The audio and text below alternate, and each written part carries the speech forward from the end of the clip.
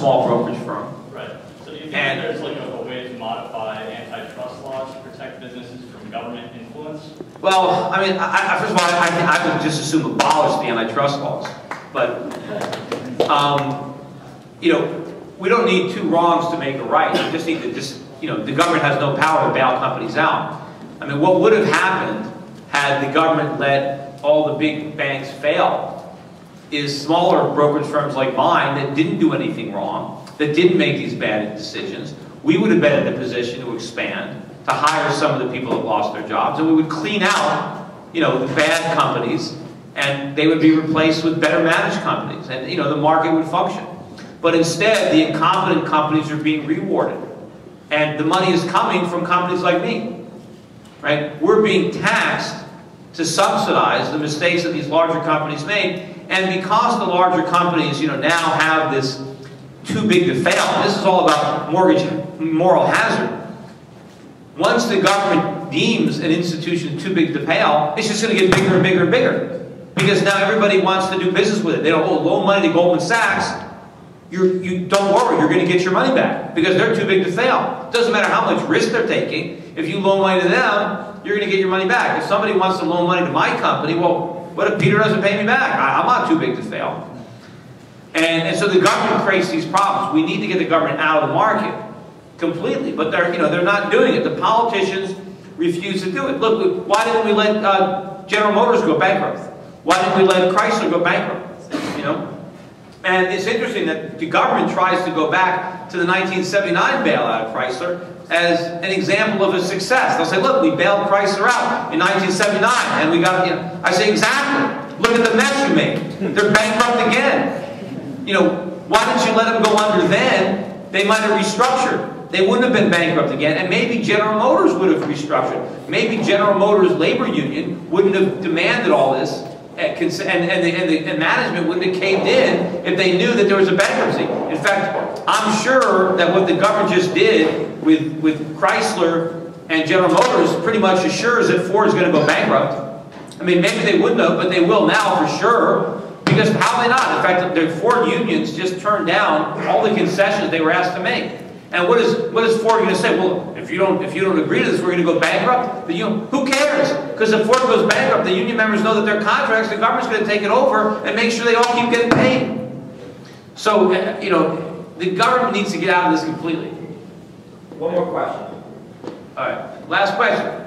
So in your campaign materials, you talk a lot about economic issues, particularly sort of macroeconomic issues. But you do talk some about regulation. You don't talk a lot about sort of social issues. So I was wondering whether you consider yourself a libertarian or a conservative or otherwise on those issues.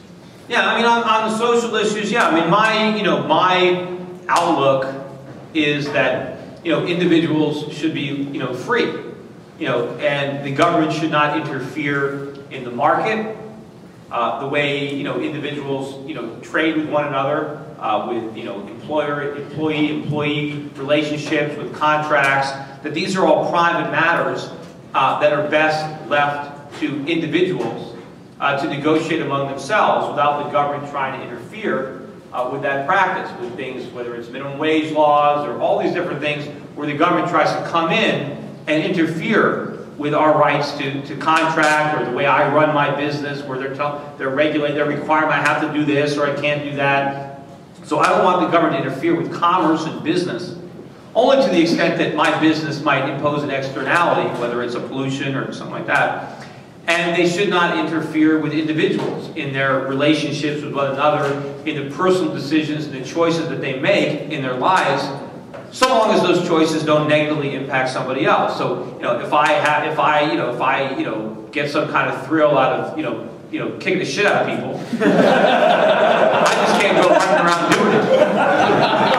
Right? But, you know, if I want to bash myself on the head with, you know, I can do it if I want, if that's what I'm into.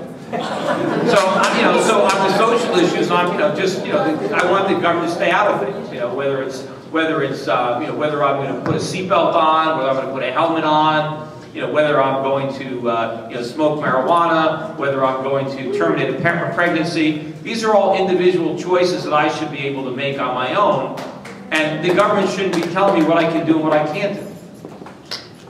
But to the extent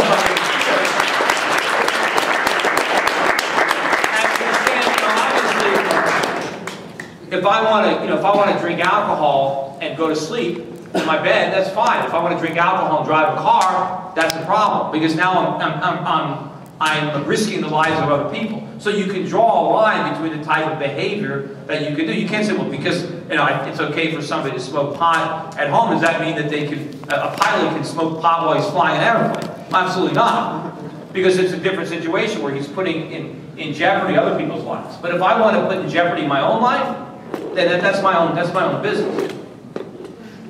And the interesting thing about it is when the government comes in and and they try to change this, especially when it comes to something like drugs, and we have the equivalent of modern day prohibition against drugs. What does the government do? The government takes potentially a medical problem. Yeah, I don't think it would be a good thing if everybody was always doing drugs. Look at what it did to Wall Street. I don't think it was a good thing, but I don't think that if drugs were legal, we would become a nation of drug addicts, right? I think people have a little bit more, self-restraint with respect to their behavior. But look at the consequences of the war on drugs. Look at the fact that probably 90% of the crime in this country is committed by drug addicts who are stealing because drugs are so expensive that that's the only way they can get the money. Well, if it wasn't for the fact that they were illegal, they would be a lot less expensive.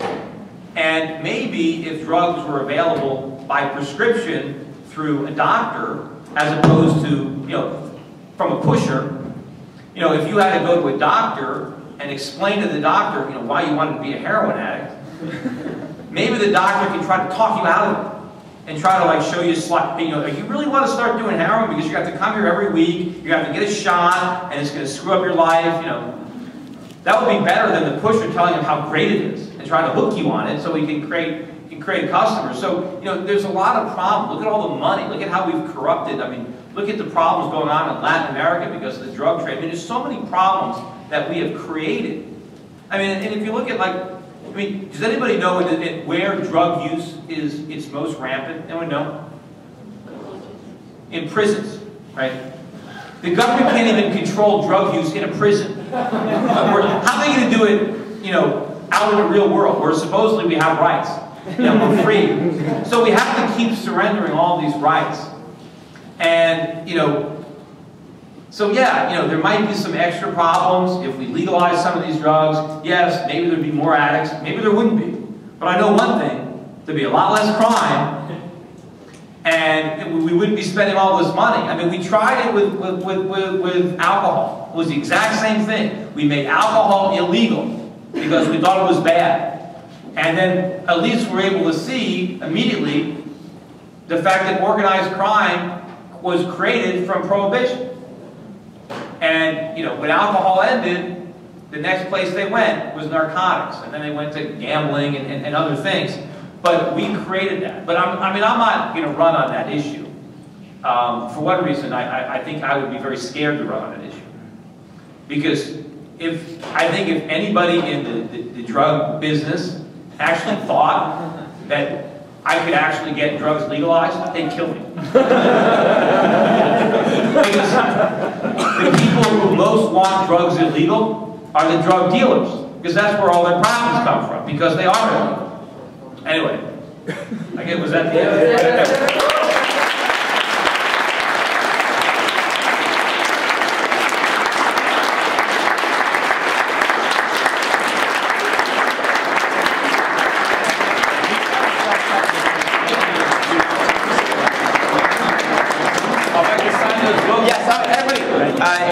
Please take your seats for just 1 minute. Going to go over to how things are going to work now. The folks